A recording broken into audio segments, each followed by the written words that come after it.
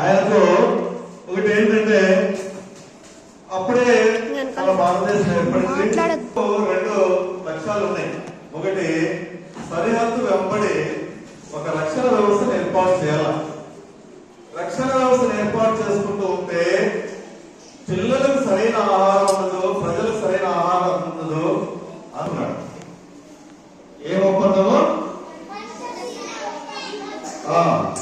So అక్కడ ఒప్పందంలో ఏమంటే మీ దేశం మా దేశం మీద కానీ మా దేశం మీ దేశం మీద కానీ దండయాత్ర చెయ్యదు అని ఒప్పందం రాస్తున్నారు. మన సరిహద్దులో బలమైన దేశం ఏదైనా ఉందంటే చైనానే. పాకిస్తాన్ బలమైన దేశం కాదు, ఎప్పుడు రాదు. ఇటువైపు వచ్చినా మనం ఎదుర్కోగలం. అలాంటి సందర్భంలో ఆనకట్టలు నిర్మించాడు. మీకోసమే, మీకు తిండి లేకపోతే మీలాంటి పిల్లల కోసము ఆనకట్టలు నిర్మించారు. ఏంటివి అంటే ఆనకట్టలు అంటే ఏంటి?